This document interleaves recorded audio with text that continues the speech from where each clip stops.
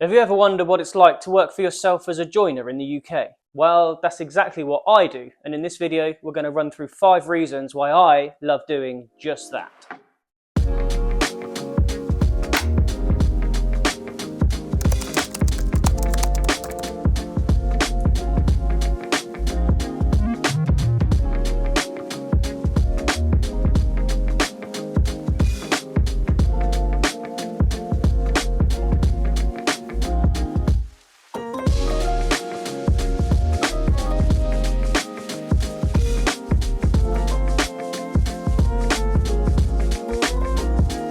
So you have wondered what it's like to work for yourself. Maybe you've just completed your apprenticeship and want to set out by yourself. Maybe you're looking to step away from the safety of employment and reap the rewards of being your own boss. Or perhaps you're looking to make a complete career switch and move from the office onto the tools.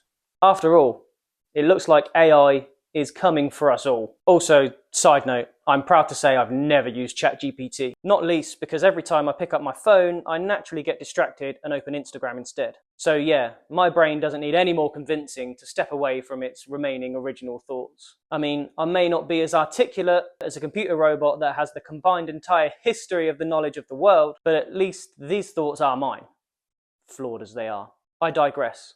In this video, I'll go over the 5 things I love about working for myself. It's not all positive 100% of the time, but I genuinely wouldn't have it any other way. And remember to stick around to the end, because that's just polite. Oh, and there's some good points in here, if that's your sort of thing. So without further ado, here are my 5 reasons why I love to work for myself as a joiner in the UK. When you work for yourself, you're the person in complete control of how you earn your money. Hopefully you've got your trade sorted, or maybe even not, but that's a topic for another video. But once you have, you can start to advertise for the type of work that you want to do. We've all had jobs in the past where your manager has asked you to do something you have little to no interest in. This likely results in a careless job due to said lack of interest and wasted time and effort and money for everybody. Working for yourself gives you the freedom to work doing whatever truly engages you. Of course, there are some caveats to this. When you first go self-employed, you might find yourself taking on every job that somebody offers you, just so you can cover what you need to earn. This was certainly the case for me. It was a huge risk quitting my salaried job. It wasn't a huge salary, but it was a really cool company with nice people and doing something I genuinely enjoyed. Saying goodbye to that and suddenly being in charge of my own income was pretty daunting at first. But I think if you're reliable, you're polite, you're friendly, and you hold yourself to a high standard, then there's no reason why you can't succeed. In fact, when I first started out by myself, I was so surprised at the amount of people who were surprised that I'd even turned up in the first place.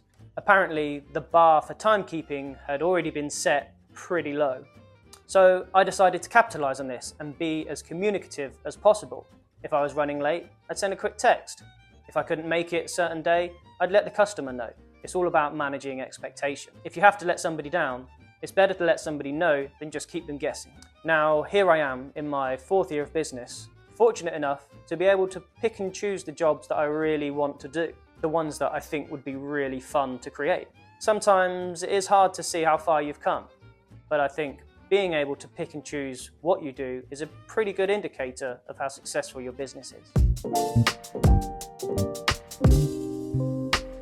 Working for yourself means that there are no set hours, or even days. No having to turn up at 9 AM on a Monday morning, clock watching all day, waiting till the small hand hits the 5. For me personally, so long as I'm not disturbing anybody with noise, I can pretty much work whenever it suits me. For example, this studio cum workshop is on a farm estate in the countryside in the middle of nowhere. I can start early, finish late, work at the weekends, and there's nobody checking my hours, telling me where I need to be and when I need to be there. I can catch up with admin in the morning and let the rush hour traffic die down. I can be at home on pretty much any given day.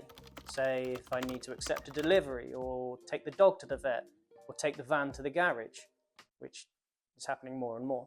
As long as I'm organised enough to make that time up elsewhere, then it really doesn't matter.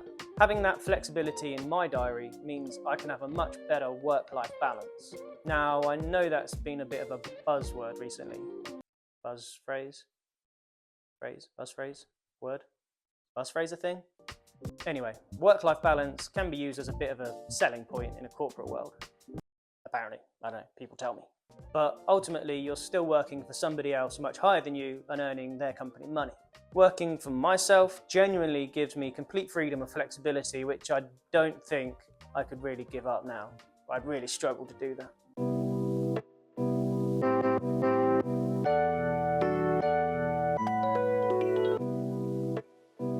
Now, obviously, how much one can earn can depend on many different factors. Your quality of work, your demand, your experience, and your willingness to learn more. There's a lot of small details that make up that overall potential. However, as a general rule, you can typically charge the customer less than a large nationwide company, and because your overheads are lower, more of that money goes in your back pocket, or to the tax man.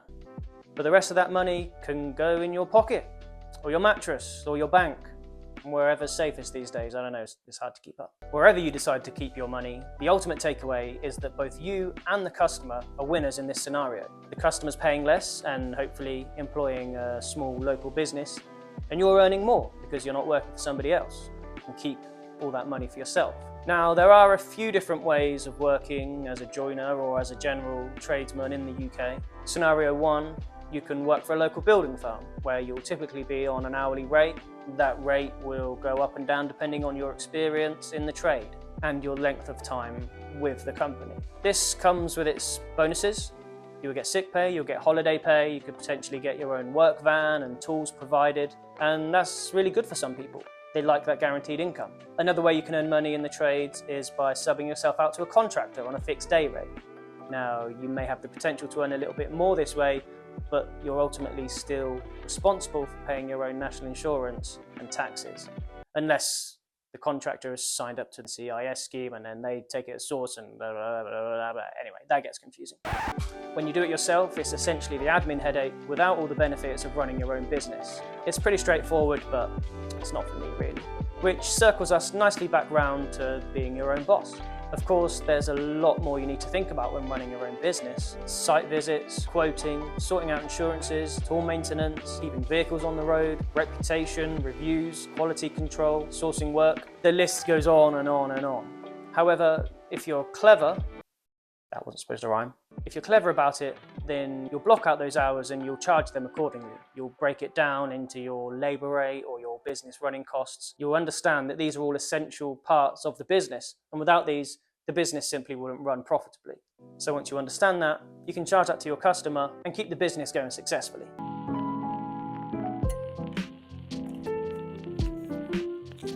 Another positive about being your own boss is literally just that.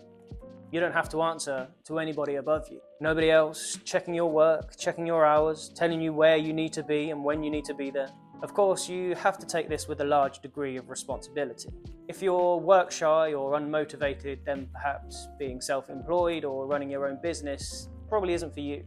But hopefully you want to work for yourself doing something you love, or at the very least, enjoy more than whatever you're doing in your current 9 to 5. I can't speak for everybody, but for me personally, when I'm interested in something, I go all in on it. I watch videos, I read forums, I see how other people approach the topic. I want to know everything about it. Now, fortunately, I've found something I really love and I've managed to turn that into a job. Therefore, I do take it pretty seriously. I make sure I'm organized, I make sure I'm planning ahead, I make sure the materials are stocked up. Sometimes, not at the moment. But I typically try to stay on top of things, and with every new job, I try to do at least 1% better than the job before.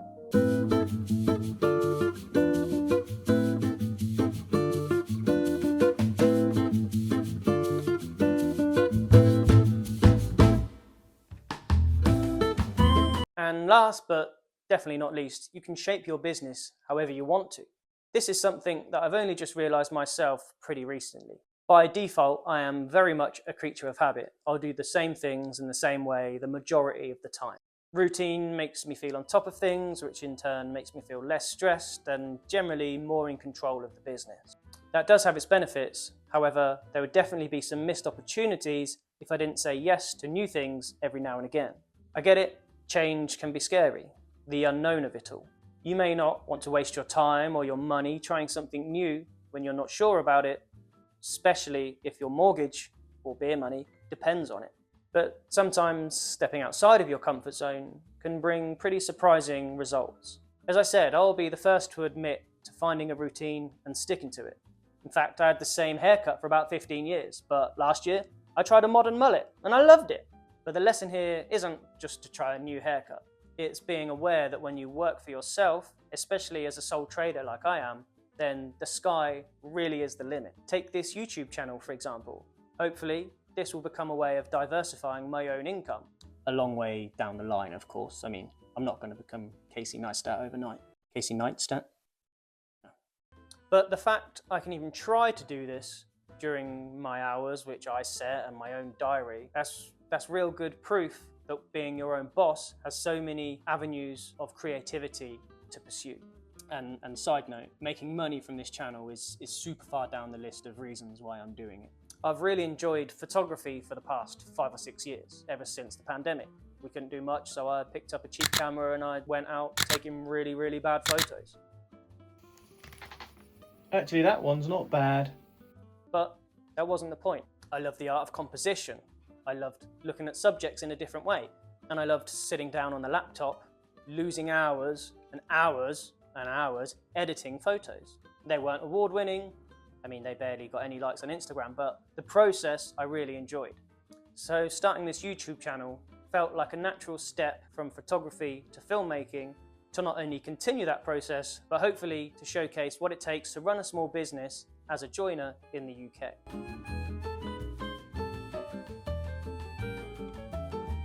So there we are, my 5 reasons why I personally think it's better to be self-employed in the UK than being employed. And I should add that this doesn't just apply to being a joiner or even a tradie in general.